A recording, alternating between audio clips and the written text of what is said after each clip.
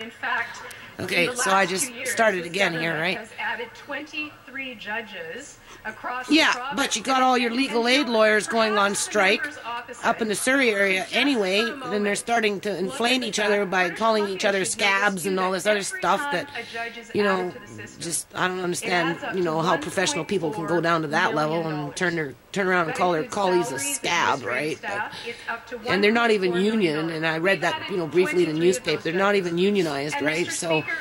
So I know when I was having problems with my, you know, with my own, one of my own children, right, with her drug addiction, and I'd be in and out of the courthouse as a mother, you know, it's a lot of the people there that are, as defendants, you know, falling through the cracks, not enough services to get them, you know, out of their cycle of addiction or, you know, whatever it is that they're going through, and legal aid lawyers, you know, doing the best that they can under the circumstances. But now like there's like over 50 of them on strike, so poor people aren't even getting representation at this point.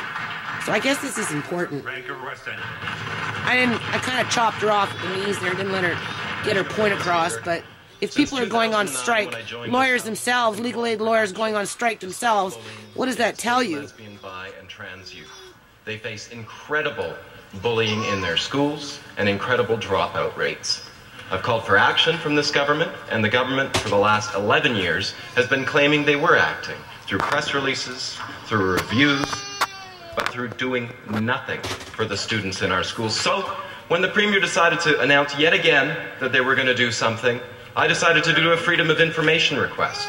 I decided, let's find out what the government was actually doing. So I filed a request asking for all briefing notes, records, emails, back and forth between the Minister of Education and the Premier, because the Premier claimed this would be the top priority for her Education Minister. And you know what I found? You know how much of a priority this is for the BC Liberal government? This is a new guy, new kid on the block. 4 blank pages. That's it. 4 blank pages to deal with the crisis facing our youth.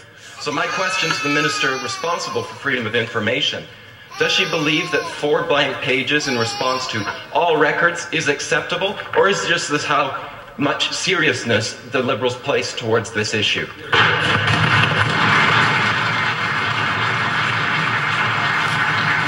They used to have debate 15 minutes, but this seems to be going on a little longer.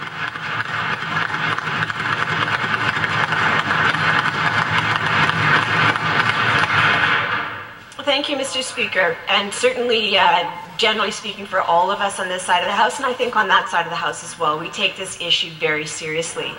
As to the specifics of the member opposite's request, Mr. Speaker, freedom of information requests are handled by staff according to policy that we have, and the minister is not involved in that. And you have to pay for that.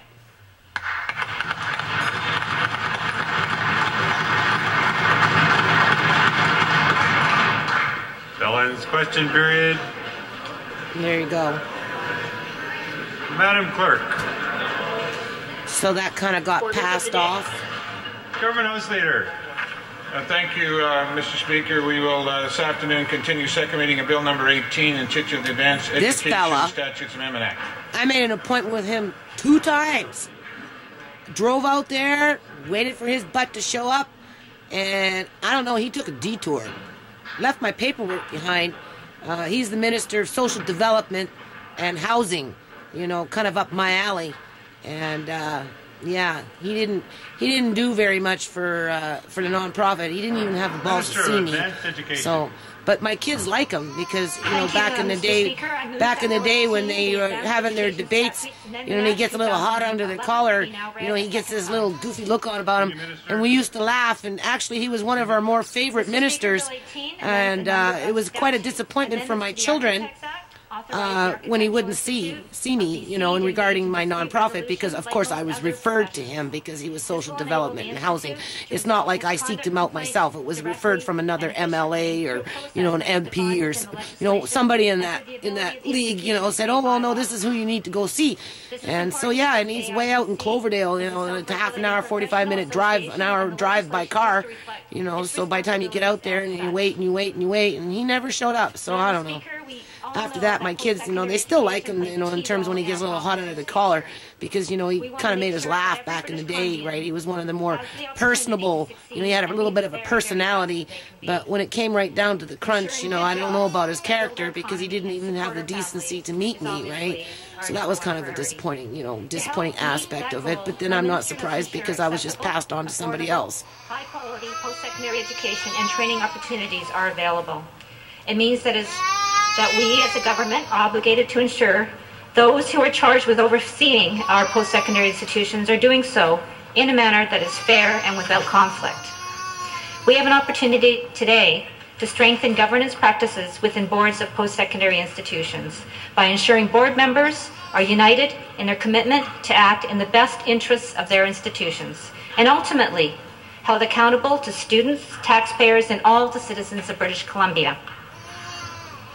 Amendments to the College and Institute Act, Royal Roads University Act, and the University Act will clarify matters pertaining to the appointed and elected members of the boards of our public post-secondary institutions. Post-secondary boards are unique. Unlike city councils or school boards, faculty members are allowed to sit on an institution's board. Madam Speaker, this will not change. We support having faculty members providing their voice as board members. By making a change that better empowers our boards, we are strengthening governance. As a government, we are being proactive with this change because we know that conflicts of interest can happen. Other jurisdictions, Alberta, Manitoba, and in Ontario, for example, already have legislation that when you have all those kind of experiences, from potential conflicts and I gotta turn this off. the changes Hold on. we are